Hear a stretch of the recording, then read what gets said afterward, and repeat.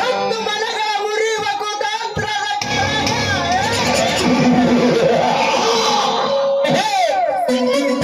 ಅವರಿಗೆ ಬೇಕಾಗಿರುವುದು ನಿತ್ಯ ನ್ಯಾಯ ನೀತಿ ಧರ್ಮ. ಅವರ ರಕ್ತದಲ್ಲಿ ಹಂಚಿಕೊಂಡು ಬಂದಿರುವ ಈ ದೇಶಗಳಿಗೆ ಬೇಕಾಗಿರುವುದು ಕೊಂಡ ಯೌವನದ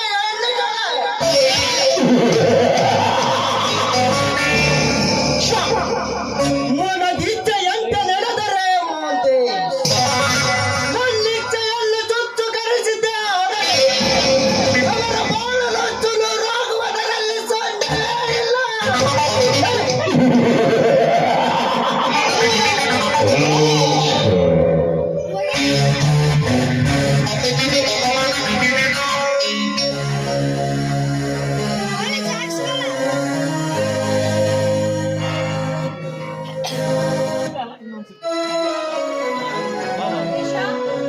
ಮಗು ಮಹಂತೇಶ, ಏನಮ್ಮ? ಏನಪ್ಪ ನೀನು ಬೆಳಗ್ಗಿಂದ ಮನೇಲಿ ಕಾಣ್ತಾನೆ ಇಲ್ಲ ಅಲ್ವೋ? ನೀನ್ ಬೆಂಗಳೂರಿಂದ ಬರ್ತೀಯ, 4 ದಿವಸ ಇರ್ತೀಯ, ಮತ್ತೆ ಹೊರಟೋಗ್ ಬಿಡ್ತೀಯ. ಆ 4 ದಿನಗಳಲ್ಲಿ 4 ತಾಸು ಕೂಡ ಮನೇಲಿ ಇರೋದಿಲ್ಲ. ನಿಮ್ಮಪ್ಪ ನೋಡಿದ್ರೆ ಮಾತಿಗೂ ಮಹಂತೇಶ ಮಹಂತೇಶ ಅಂತ ಕೂಗ್ತಾನೆ ಇರ್ತಾರೆ. ಇವತ್ತೊಂದು ದಿವಸ ಆದ್ರೂ ಮನೇಲಿ ಇರ್ಬೇಕು, ಸರಿನಾ? ಅಮ್ಮ ತೆಗೆದುಕೋಪ, ಹಾಲು ಕುಡಿ. ಅಮ್ಮ ಇದೇನಮ್ಮ? ಚಿಕ್ಕ ಮಗುವಿಗೆ ಹಾಲು ಕುಡಿಸಂತೆ ನನಗೆ ಹಾಲು ಕುಡಿಸಲು ಬಂದಿರುವೆಯಲ್ಲ. ಈಗ ನಾನು ಚಿಕ್ಕ ಮಗ ಮಾಂತೇಶ ಅಲ್ಲಮ್ಮ, ಬೆಳೆದು ನಿಂತ ಪ್ರಾಪ್ತ ವಯಸ್ಸಿನ ಮಗ ನಾನು. ಮಹಂತೇಶ, ನೀನ್ ಎಷ್ಟೇ ಬೆಳೆದು ದೊಡ್ಡವನಾದ್ರು, ದೊಡ್ಡ ಸ್ಥಾನದಲ್ಲಿ ನಿಂತು ಈ ಹೆತ್ತವರ ಕಣ್ಣಿಗೆ ನೀನಿನ್ನು ಚಿಕ್ಕ ಮಗುನೇ ಕಣೋ. ನೀನ್ ನಿಮ್ಮ ಮನೇಲಿ ಇದ್ದಾಗೆಲ್ಲ ಚೊಕ್ಕಾಗಿ ಬೆಳಲಿ ಅಂತ ಪ್ರತಿನಿತ್ಯ ನಿನಗೆ ಹಾಲು ಕೊಡ್ತಾ ಇದ್ವಿ. ಆ ಅಭ್ಯಾಸ ನೀನು ಬಿಟ್ಟಿಲ್ಲ. ನನ್ ಕಣ್ಮುಂದೆ ಇದ್ದಾಗೆಲ್ಲ ಹಾಲು ಕುಡಿದು ಚೆನ್ನಾಗಿರ್ಬೇಕನ್ನೋದೇ ಈ ಹೆತ್ತವಳ ಆಸೆ. ಅದೊಂದೇ, ಹೆತ್ತ ತಾಯಿಯ ಕೈಯಿಂದ ಹಾಲು ಕುಡಿದಷ್ಟು ಕೆಡಕಲ್ಲ. ತೆಗೆದುಕೊಳ್ಳಪ್ಪ. ಅಮ್ಮ, ಎತ್ತ ಕರುಳಿನ ಪ್ರೀತಿ ತಿಳಿಯದೆ ಏನೇನು ಮಾತಾಡಿಬಿಟ್ಟು ದಯವಿಟ್ಟು ತಪ್ಪು ತಿಳಿದುಕೊಳ್ಳಬೇಡ. ನಾನು ಈ ಊರಿಗೆ ಬಂದಾಗೊಮ್ಮೆ ನಾನು ನಿತ್ಯ ನಿನ್ನ ಕೈಯಿಂದಲೇ ಹಾಲು ಕುಡಿದು ಹೊರಗೆ ಹೋಗುತ್ತೇನೆ. ತಾರಮ್ಮ,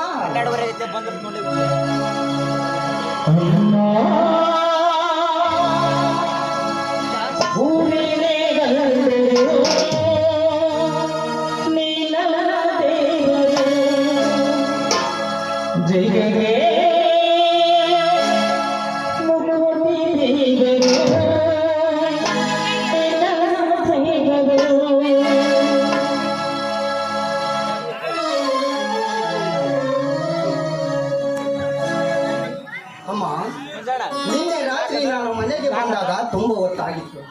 ಅಪ್ಪ ಏನಾದರೂ ತಪ್ಪು ತಿಳಿದುಕೊಂಡರೆ? ನಿನ್ನೆ ರಾತ್ರಿ ನಿನ್ ಮನೆಗೆ ಬಂದಾಗ ನಿಮ್ಮಪ್ಪ ಮನೆಯಲ್ಲಿ ಇರಲಿಲ್ಲ. ನೀನು ಕುಡಿದು ಅಲ್ಗಾಡ್ತಾ ಬರೋದನ್ನ ನಾನೇ ಕಂಡೆ. ನಿನ್ನ ಕೈ ಹಿಡಿದು ಕರ್ಕೊಂಡು ಹೋಗಿ ನಿನ್ನ ಕೋಣೆಯಲ್ಲಿ ಮಲಗಿಸಿದೆ. ನನ್ನೊಂದಿಗೆ ಮಾತಾಡುವ ಸ್ಥಿತಿಯಲ್ಲಿ ನೀನಿರಲಿಲ್ಲ. ನಿನ್ನ ಘನತೆಯ ಅರಿವು ನಿನ್ಗೆ ಉಳಿದಿರಲಿಲ್ಲ. ಅಮ್ಮ, ಕೆಟ್ಟ ಚಟ ನಿನ್ನ ತಂದೆಯ ಕಣ್ಣಿಗೆ ಕಾಲಿರಲ್ಲ, ಅದೇ ನಮ್ಮ ಪುಣ್ಯ ಅಂತ ಅನ್ಕೋಬೇಕು. ಅಮ್ಮ, ಹೌದು ಮಹೇಶ, ಹೆತ್ತ ಕರಳು ತಾಯಿಯಾಗಿ ಮಾತನ್ನ ಹೇಳ್ತಾ ಇದ್ದೀನಿ. 10 ಜನ ಮೆಚ್ಕೊಳ್ಳುವಂತ ಕೆಲಸ ಮಾಡೋದಕ್ಕೆ ವಿನಃ ಇಂಥ ಹೀನ ಕೆಲಸಕ್ಕೆ ಯಾವತ್ತೂ ಕೈ ಹಾಕ್ಬಾರ್ದಪ್ಪ. ಇಂಥ ಚಿಕ್ಕ ವಯಸ್ಸಿನಲ್ಲಿ ಕುಡಿಯೋದು, ಸೇರೋದು, ಜೂಜಾಡೋದು ಮಾಡಿದ್ರೆ ನಿನ್ನ ಬದುಕು ಅಧಪತನಕ್ಕಿರೋದಷ್ಟೇ ಇಲ್ಲ, ನಿನಗೆ ಕ್ರಾಂತಿ ತಪ್ಪಿದ್ದಲ್ಲ ಮಹಂತೇಶ. ಅಮ್ಮ, ಅಂತ ತಪ್ಪು ನಾನೇನು ಮಾಡಿರುವೆ? ಈ ಕಲಿಯುಗದಲ್ಲಿ ಕುಡಿಯುವುದು ಒಂದು ದೊಡ್ಡ ಕಳ್ಳತನ, ಅತ್ಯಾಚಾರ ಮಾಡಿದರೆ ತಪ್ಪಾಗುತ್ತದೆ. ದುಡ್ಡಿದ್ದು ದೊಡ್ಡವರಾದ ನಾವು ಕುಡಿಯುವುದು ಇದೇನು ದೊಡ್ಡ ತಪ್ಪಲ್ಲಮ್ಮ, ತಪ್ಪಲ್ಲ. ನೀನ್ ತಿಳ್ಕೊಂಡಿದೀಯಾ? ನಾವು ತಿಳ್ಕೊಬೇಕಲ್ಲ. ಸಂಸ್ಕೃತಿ ಸಂಪ್ರದಾಯಸ್ಥರ ಮನೆತನ ಇದು. ಈ ಮನೆಯಲ್ಲಿ ಯಾವತ್ತೂ ತಪ್ಪಿಗೆ ಆಸ್ಪದವಿಲ್ಲ. ತಪ್ಪು ಮಾಡಿದವರು ಯಾರೇ ಈ ಜಾಗದಲ್ಲಿ ನಿಂತರೂ ಕೂಡ ಎಂದು ಶಿಕ್ಷೆ ತಪ್ಪಿದ್ದಲ್ಲ. ಅಂತಹ ಮನೆತನದಲ್ಲಿ ಹುಟ್ಟಿದ ನೀನು ಕೂಡ ಯಾವ ತಪ್ಪು ಮಾಡಿಕೊಡುದು. ಒಂದ್ ವೇಳೆ ತಪ್ಪಿ ನಡೆದಿದೆ ಆದ್ರೆ ನಿನ್ನ ಬಾಳಿಗೆ ಕುತ್ತಾಗುವುದು. ಎಚ್ಚರವಿರಲಿ ಮಹಾಂತೇಶ. ಅಮ್ಮ, ಎತ್ತ ಕರುಳಿನ ಪ್ರೀತಿ ತಿಳಿಯದೆ ಏನೇನು ಮಾತಾಡಿಬಿಟ್ಟು ದಯವಿಟ್ಟು ತಪ್ಪು ತಿಳಿದುಕೊಳ್ಳಬೇಡಮ್ಮ. ನಿನ್ನೆ ರಾತ್ರಿ ನಾನು ಕುಡಿದು ಬಂದಕ್ಕೆ ಶಿಕ್ಷೆ ಕೊಡೋದಾದರೆ ನಿನ್ನ ಕೈಯಿಂದಲೇ ನನ್ನ ಕೆನ್ನಿಗೆ ಒಂದು 4 ಬಾರಿಸಿ ಬಿಡಮ್ಮ, ಬಾರಿಸಿ ಬಿಡ. ಮಗನ ಕಿವಿಗೆ ಬರೆಯುವಷ್ಟು ಸಣ್ಣ ಗುಣದವಳಲ್ಲಪ್ಪ ನಿನ್ನ ತಾಯಿ. ನಿನ್ನ ನಡೆ ನುಡಿ ರೀತಿ ನೀತಿ ಚೆನ್ನಾಗಿರ್ಲಿ ಅಂತ ಈ ಮಾತನ್ನು ಹೇಳ್ದೆ ಅಷ್ಟೇ. ಯಾಕೆಂದ್ರೆ ನೀನು 100 ತಪ್ಪರ ಮಾಡ್ಕೊಂಡು ಬಂದ್ರು ಕ್ಷಮಿಸುವ ಮನೋಭಾವ ಈ ವ್ಯಕ್ತಕರಲ್ಲಿದೆ. ಆದ್ರೆ ನಿನ್ನ ತಂದೆ ಅಂಥವರಲ್ಲ. ದುಷ್ಟರನ್ನ ಕಂಡ್ರೆ ಕೆಂಡ ಕಾಡ್ತಾರೆ, ಕಳ್ಳರನ್ನ ಕಂಡ್ರೆ ಅವರ ಕೈ ಕಾಲನ್ನೇ ಕಂಡ್ರೆ ಅವರ ಋಣವನ್ನೇ ಚಂಡಾಡಿ ಬಿಡ್ತಾರೆ. ಅಷ್ಟೊಂದು ನಿಷ್ಠೆಯಿಂದ ನಡೆಯುವರು ನಿನ್ನ ತಂದೆ. ಅಂಥವರ ಮಗನಾದ ನೀನು ಕೂಡ ಅಷ್ಟೇ ನಿಷ್ಠೆಯಿಂದ ನಡಿಬೇಕು ಮಾಂತೇಶ. ಅಮ್ಮ, ಇವತ್ತು ನಿನ್ನ ಪಾದ ಮುಟ್ಟಿ ಹೇಳ್ತೀನಿ, ಯಾವ ತಪ್ಪಾಗದಂತೆ ನಡೆದುಕೊಳ್ಳುತ್ತೇನೆ. ಇದೇ ನನ್ನ ಕೊನೆಯ ಮಾತು. ಅಮ್ಮ, ಇವತ್ತು ನಾನು ಬೆಂಗಳೂರಿಗೆ ಹೋಗಬೇಕು. ಅಪ್ಪನ ಕಡೆಯಿಂದ ಒಂದು 50,000 ರೂಪಾಯಿ ಇಷ್ಟು ಕೊಡಮ್ಮ. ನೀನ್ ಯಾವಾಗ ಇಷ್ಟು ನುಲಿತಾ ಇದೀಯಾ? ನಿನ್ಗೆ ಹಣ ಬೇಕಂತ ಗೊತ್ತಾಯ್ತು ನನಗೆ. 50 ಲಕ್ಷ ತೆಗೆದುಕೊಂಡು ಹೋಗು. ಒಟ್ನಲ್ಲಿ ನೀನ್ ಚೆನ್ನಾಗಿ ಕಲಿತು ವಿದ್ಯಾವಂತ ಬುದ್ಧಿವಂತ ಆಗ್ಬೇಕು, ಸರಿನಾ? ನಿಮ್ಮ ಅಪ್ಪ ಬರ್ತಾ ಇದ್ದಾರೆ, ನಾನೆಲ್ಲ ಕೊಟ್ಟಿದ್ದೀನಿ.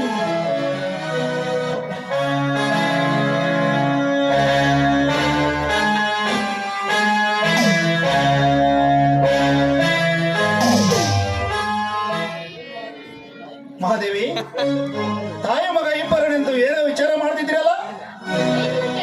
ಅದು ಪಾಪ ಚಿಕ್ಕ ಮಗು, ಬೆಂಗಳೂರಲ್ಲಿ ಅಷ್ಟು ಹೊತ್ತು ಓದ್ಬೇಕಲ್ವ, ಅದಕ್ಕೆ ಖರ್ಚಿಗೆ ಹಣ ಬೇಕಲ್ವೇ? ಅಷ್ಟೇ. ಎಷ್ಟು ಬೇಕಂತೆ? 50,000 ಅಷ್ಟೇ ಮಹಾದೇವಿ ಕೊಡು ಅಂತ ಹೇಳ್ತಾ ಇದ್ದ. ನಿಮ್ಮಪ್ಪ ಬಂದ ತಕ್ಷಣ ಕೇಳಿಕೊಡ್ತೀನಿ ಅಂತ ಹೇಳ್ಬೇಕು ಅಲ್ವಾ? ಮಹಾದೇವಿ, ನಿನ್ನ ಮಗನಿಗೆ ನೀನು 1 ಲಕ್ಷ ರೂಪಾಯಿ ಕೊಡುವುದಕ್ಕೆ ನನ್ನನ್ನು ಕೇಳಬೇಕೆ? 1 ಲಕ್ಷ ಹೇಗೆ? 2 ಲಕ್ಷ ರೂಪಾಯಿ ಕಟ್ಟಿ ಕಳಿಸು, ನಂದೇನು ಅಭ್ಯಂತರವೇನಿಲ್ಲ. ಆದರೆ ಮಾಂತೇಶ್, ನಿನ್ನ ಹತ್ರ ಒಂದೇ ಒಂದು ಮಾತು ಕೇಳಲಿದೆ. ಏನು ಹೇಳು ಅಪ್ಪಾಜಿ, ನಿಮ್ಮ ಮಾತನ್ನು ಚಾಚು ತಪ್ಪದೇ ಪಾಲಿಸುತ್ತೇನೆ. ನೋಡು ಮಾಂತೇಶ್, ಈ ಮನೆಗೆ ನೀನೊಬ್ಬನೇ ಮಗ. ಈ ಮನೆಯ ಸ್ವಾಧೀನದಲ್ಲಿ ಬರುವ ಆಸ್ತಿ, ಅಂತಸ್ತು, ಐಶ್ವರ್ಯ, ಸಿರಿ ಸಂಪತ್ತಿಗೆ ನೀನೇ ಸರ್ವರಿಗೆ ಅಧಿಕಾರಿ ಆಗಬಹುದು. ಒಂದೊಂದು ದಿನ ಈ ಮನೆಗೆ ಯಜಮಾನನಾಗಬೇಕಾದವನು. ನಮ್ಮ ವಯಸ್ಸು ಇಳಿತಾ ಹೋಗುತ್ತದೆ, ನಿನ್ನ ಬುದ್ಧಿ ಬೆಳೆಯುತ್ತಾ ಹೋಗುತ್ತದೆ. ಬೆಳೆಯುವ ನಿನ್ನ ಬುದ್ಧಿಯಲ್ಲಿ ಸಂಸ್ಕೃತಿ, ಸಂಪ್ರದಾಯ ಬಹಳಷ್ಟು ಪರಿಶುದ್ಧವಾಗಿರಬೇಕು. ಆ ಪರಿಶುದ್ಧವಾದ ಆ ಬದುಕನ್ನು ಕಂಡು ಈ 10 ಜನ ಮೆಚ್ಚಿಕೊಳ್ಳುವಂತಿರಬೇಕು. ಸ್ವಚ್ಛವಾದ ಇಚ್ಛೆಗಳನ್ನು ಸುಟ್ಟು ಚಕ್ಕ ಚಂದನ ಗೊಂಬೆಯಾಗಿ ಕಾಣಬೇಕು ಈ ಕಂಡವರ ಕಣ್ಣಲ್ಲಿ. ಅಪ್ಪಾಜಿ, ಎತ್ತವರ ಕರಳಿಗೆ ಯಾವ ಕಳಂಕ ತರದಂತೆ ನೀ ಮನೆಗೆ ಮುತ್ತಿನ ಹಾರವಾಗಿ ಮಾನ ಮರ್ಯಾದೆಯ ಶಿಖರವನ್ನೇರಿ ನಿಮ್ಮ ನ್ಯಾಯ ನೀತಿ ಧರ್ಮದ ಉಸಿರಾಗಿ ನಿಮ್ಮ ಆಶೀರ್ವಾದದಲ್ಲಿ ಸದಾ ಬದುಕುತ್ತೇನೆಂತೆ ನಿಮಗೆ ಮಾತು ಕೊಡುತ್ತೇನೆ. ಅಪ್ಪಾಜಿ, ಮಗನಾದ ನನ್ನ ಮೇಲೆ ಸ್ವಲ್ಪ ನಂಬಿಕೆ ಇಡಿ. ಮಹಂತೇಶ್, ನಂಬುತ್ತೇವೆ ಮಹಂತೇಶ್. ಎತ್ತ ಮಗನನ್ನು ನಂಬದಿದ್ದರೆ ಮತ್ತಾರನ್ನು ನಂಬಬೇಕು ನಾವು. ಎತ್ತವರ ಆಸೆಯಂತೆ ಮನೆಯೆಂಬ ಗೂಡಿನಲ್ಲಿ ಮನೆಯೆಂಬ ಹಕ್ಕಿಯನ್ನು ಸಾಕಿ ಪ್ರೀತಿ, ಪ್ರೇಮ, ವಾತ್ಸಲ್ಯ ಎಂಬ ಬೆಲೆಯನ್ನು ಎಳೆದು, ಬುದ್ಧಿ ಎಂಬ ಬೆಲೆಯನ್ನು ಎಳೆದು ಸಾವಿರಾರು ಜನರಿಗೆ ಪಾದ ಪ್ರಯೋಜನ ಹೇಳುವ ಶಿವಶರಣರ ಹಕ್ಕಿಯನ್ನು ನಾನು ಆಸೆ ಹೊತ್ತು ಕುಳಿತಿದ್ದೇನೆ. ಆದರೆ ಆ ಹಕ್ಕಿ ರೆಕ್ಕೆ ಬಲಿತ ಮೇಲೆ 10 ಜನರಿಗೆ ಕೊಕ್ಕುವರನ್ನು ಹತ್ತು ಹೋಗಬಾರದೆಂದು ಮುನ್ನೆಚ್ಚರಿಕೆ ಕೊಡ್ತಾ ಇದ್ದೇನೆ ಮಹಂತೇಶ್. ಅಪ್ಪಾಜಿ, ನಿಮ್ಮ ಮಾತಿನ ಅಂತರಂಗವನ್ನು ನಾನು ಅರ್ಥ ಮಾಡಿಕೊಂಡೆ. ನೀವು ತಿಳಿದುಕೊಂಡ ಹಾಗೆ ಈ ಅಕ್ಕಿ ಹಸಿ ಮಾಂಸ ತಿನ್ನುವ ರಣಾರ್ಥವಲ್ಲ, ಶಿವಶರಣರ ಮಠದಲ್ಲಿ ಬೆಳೆದು ಪಾಠ ಪಠಿಸುವ ಆಹಾರ ಇಲ್ಲ. ನೀವೇಕಾದ್ರೂ ನೋಡಿ, ಈ ಅಕ್ಕಿ ಕುಕ್ಕುವುದು ಅಥವಾ ಎತ್ತವರ ಕರುಳಿಗೆ ಕೀರ್ತಿ ತರುವುದು. ನಾನು ಹೋಗಿ ಬರ್ತೀನಿ.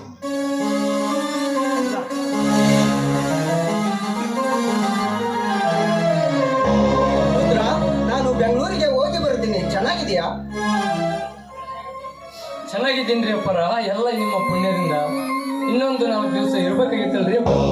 ರುದ್ರ, ಈಗ ಅರ್ಜೆಂಟ್ ಕೆಲಸವಿದೆ, ಮತ್ತೆ ಸಮಯ ಸಿಕ್ಕಾಗ ಬರುತ್ತೆ. ರುದ್ರ, ಒಳಗಡೆ ಸುಟ್ಕೇಸ್ ಇದೆ. ಮಹಂತೇಶನ ಸುಟ್ಕೇಸಿನಲ್ಲಿ 2 ಲಕ್ಷ ರೂಪಾಯಿ ಹಣ ಇಟ್ಟು ಕಳಿಸು. ಅಪ್ಪ, ಅಷ್ಟೇ ಮಾಡುತ್ತೇನೆ. ನೋಡಪ್ಪ, ಸಾಕು. ನಿಮ್ಮ ಅಮ್ಮನಿಗೆ ನಾವೆಲ್ಲ ಚೆನ್ನಾಗಿದ್ದೀವಿ ಅಂತ ತಿಳಿಸು. ಮತ್ತೆ ಕಾಲೇಜ್ ಹೋಗಿ ಹೋಟೆಲ್ ಕಾಡು ಮೂಡು ಎಲ್ಲ ತಿನ್ಕೋಬೇಡ. ಮನೆಯಿಂದಲೇ ಬುದ್ಧಿ ಬಾಕ್ಸ್ ಎತ್ಕೊಂಡು ಹೋಗು. ಟೀ ಕಾಫಿ ಏನಂತಾರಲ್ಲ ಅದು ಕೂಲ್ ಡ್ರಿಂಕ್ಸ್ ಅವೆಲ್ಲ ಕುಡಿಬೇಡಪ್ಪ.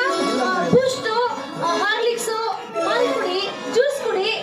Okay. ಬೈಕ್ ತಗೊಂಡು ಸುತ್ತಾಡಬೇಡ್ಗು. ನೋಡಿ ಎಷ್ಟು ಕಪ್ಪು ಆಗ್ಬಿಟ್ಟಿದ್ಯಾ. ಕಾರ್ ತಗೊಂಡು ಕಾಲೇಜ್ ಹೋಗು.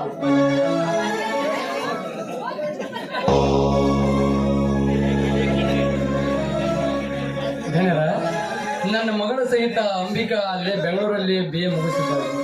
ಸ್ವಲ್ಪ ನೀವು ಭೇಟಿಯಾಗಿ ನಾವು ಇಲ್ಲಿ ಎಲ್ಲರೂ ಚೆನ್ನಾಗಿದ್ದೀವಿ ಅಂತ ಹೇಳ್ತೀರೇನ್ರಪ್ಪ?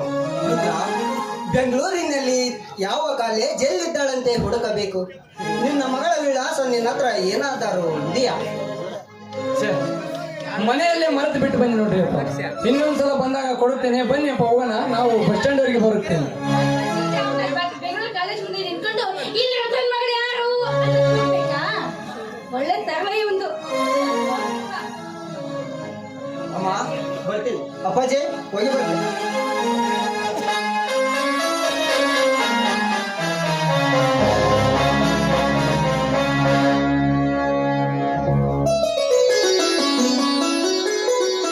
ನಾನು ಹೇಳಿದ್ರೆ ಯಾಕೆ ತಾನೆ ಹೋದ ತಕ್ಷಣ ಫೋನ್ ಮಾಡು. ಅಪ್ಪು, ನಿಮ್ಮ ಅಮ್ಮನಿಗೆ ಚೆನ್ನಾಗಿದ್ವಿ ಅಂತ ತಿಳಿಸು. ಆಚೆಲ್ಲ ಮೊಬೈಲ್ ಅಂತ ಕೊಡ್ಬೇಡ. ಕಣ್ಣು ನೋಡಿ ಹೇಗಾಗಿದೆ. ಮೊಬೈಲ್ ಮೆಸೇಜ್ ಅಯ್ಯೋ ಮುಂದೆ ಕೊಡು. ಬಿಟ್ಟು ಬಿಟ್ಟಿಯಾ? ಹೇ ಮಾದೇವಿ, ಯಾವಾಗಲೂ ಹೀಗೆ ಮಾಡ್ತೀನಿ. ನನ್ನ ಮಾತನ್ನ ಕೇಳು ಅಂತ. ಮಹಾದೇವಿ, ನಿನ್ನ ಮಗ ಮಹಾಂತೇಶ ಬೆಂಗಳೂರು ಮುಟ್ಟಿದ್ದಾಯ್ತು. ಹೋದ್ನಾ? ನೀನು ಹೇಗೆ ಮಹಾಂತೇಶ ಮಹಾಂತೇಶ ಅಂತ ಕೂಗ್ತಾ ಇದೆಯಲ್ಲ, ಬೆಂಗಳೂರು ಮುಟ್ಟಿಸಿ ಫೋನ್ ಮಾಡಿದ್ದ. ಅಲ್ಲೇ ಬೆಂಗಳೂರು ಮುಟ್ಟಿದ್ದಾನಂತೆ. ಇವತ್ತಕ್ಕರೂ ಮಗ ಬೆಂಗಳೂರಿಗೆ ಹೋದ. ಹೌದಾ? ಈ ಸಂತೋಷದ ಸಮಯದಲ್ಲಿ ನಿನ್ನ ಪ್ರಿಯಕರಮನ ತಡೆಯುವಂತೆ ಒಂದು ಹಿಂಪಾದ ಗೀತೆ ಮಾಡುವರೇ ನನ್ನ ಚಿನ್ನ. ಅಲ್ಲ ಕಣ್ರಿ, ಮಗನ್ ಮದುವೆ ಮಾಡಿದ್ರೆ ಮೊಮ್ಮಕ್ಕಳಾಗೋ ವಯಸ್ಸು. ಇನ್ನ ಮಗ ಕಲಿಬೇಕಾ ನಿಮ್ಗೆ? ಅದು ಹುಂಚಿ ಗಿಡ